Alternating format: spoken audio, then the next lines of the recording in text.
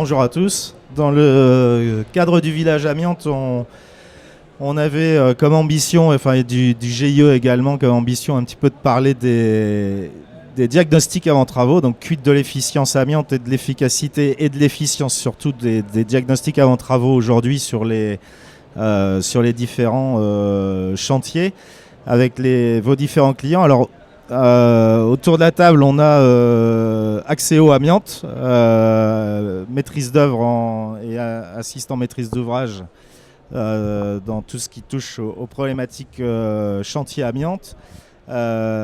Également Stéphane, ici présent de chez Démol Diag, donc professionnel dans le diagnostic avant démolition et bien évidemment dans le diagnostic avant travaux. Dans l'idée, donc, c'est d'avoir un petit peu votre retour personnel par rapport à vos métiers, de la manière dont fonctionnent aujourd'hui les diagnostics avant travaux et avoir un peu votre retour d'expérience terrain. Merci Johan, bonjour à tous.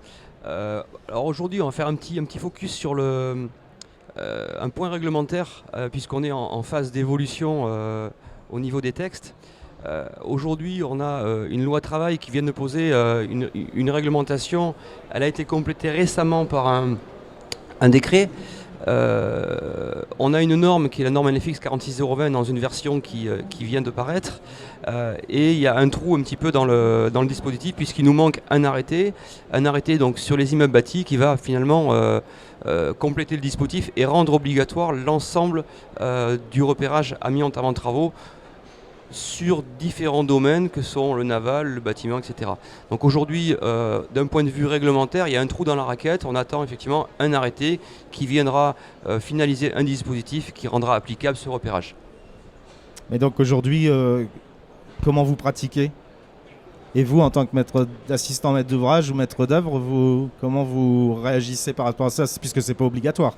Aujourd'hui, on ne peut pas se permettre d'attendre effectivement l'application des textes. On a une vraie démarche en amont et une réflexion sur l'analyse de risque afin de protéger effectivement tout d'abord les entreprises et puis les usagers et les tiers des bâtiments. On est dans l'obligation effectivement d'appliquer un repérage avant travaux en se basant effectivement sur la norme qui existe et qui a été mise à jour récemment afin de pouvoir protéger tout le monde. Et de votre côté, Démol Diag, donc vous avez des demandes qui viennent plus du maître d'ouvrage. Comment réagissent vos maîtres d'ouvrage aujourd'hui ou vos clients ? En fait, le maître d'ouvrage réagit sous l'obligation réglementaire qui est issue de l'ancien dispositif, puisque le nouveau dispositif étant incomplet, il manque un arrêté. S'agissant des immeubles bâtis, on travaille sous l'ancien dispositif, donc protection des travailleurs.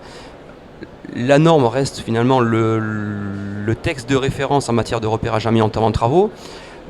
Et c'est cette norme qui finalement guide la pratique professionnelle, en tout cas pour ceux qui veulent bien l'appliquer, puisqu'elle sera appelée par l'arrêté en attente de parution, elle sera appelée comme étant d'application obligatoire.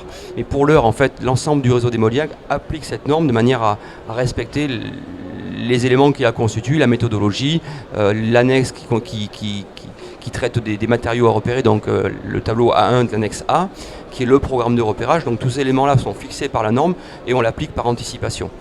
Alors aujourd'hui, cette norme, elle est née un petit peu dans la précipitation.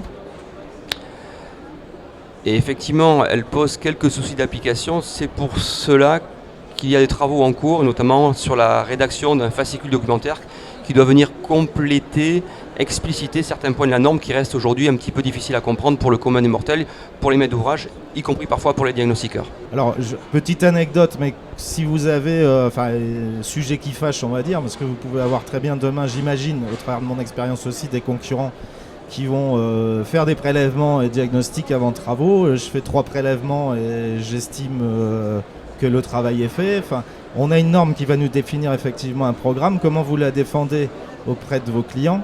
Et de la même manière, Axéo, comment vous vérifiez ou comment vous vivez comment vous défendez auprès de votre client le fait d'avoir un respect des programmes de prélèvement avant travaux ?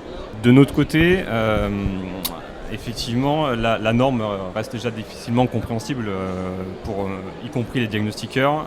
Il est difficile de rentrer dans les détails techniques, on va dire, avec nos différents maîtres d'ouvrage.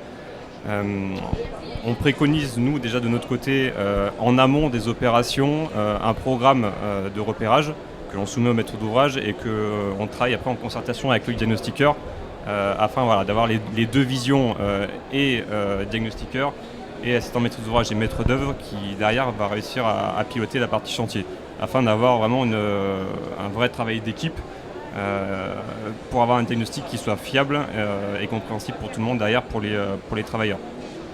Oui, le repérage avant travaux, c'est vraiment une mission qui doit s'envisager de concert avec, effectivement, avec la maîtrise d'ouvrage ou l'assistant maîtrise d'ouvrage. C'est vraiment une opération qui se fait conjointement.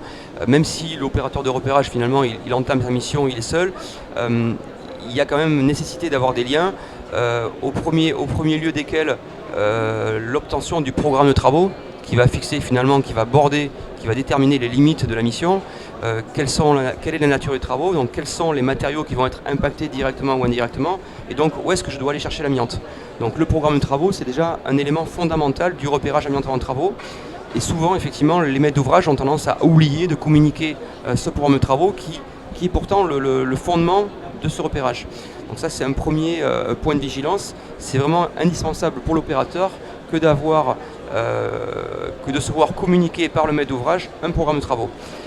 Ensuite, effectivement, aujourd'hui, la difficulté normative ou d'interprétation, c'est finalement dans une multitude de situations, comment on se comporte. La norme aujourd'hui dit on doit conclure sur la base de résultats d'analyse, on doit réaliser X prélèvements qui dépendent du fait qu'on est sur un matériau ou un produit, puisqu'il y a une distinction qui est faite aujourd'hui entre matériau ou produit.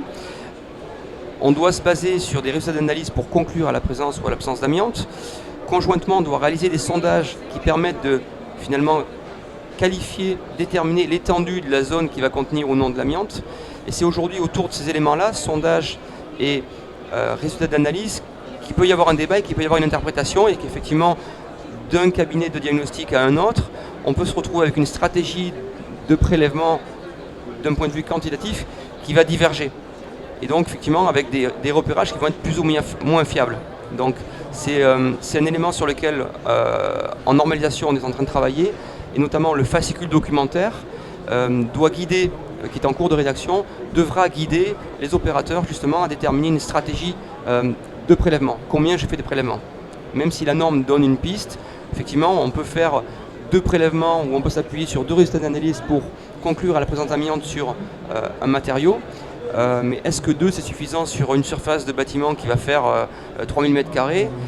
Pas sûr, alors que peut-être ça sera suffisant sur un local qui fait 20 m². Donc aujourd'hui c'est là où il faut finalement fixer peut-être pas forcément des règles, mais en tout cas accompagner un peu plus les opérateurs de repérage au travers de ce fascicule documentaire qui devrait sortir courant 2018 ou 2019. Donc on a encore un peu de temps devant nous, et pendant ce temps-là il faut qu'on travaille en gros de pair entre maîtres d'ouvrage, professionnels du diagnostic.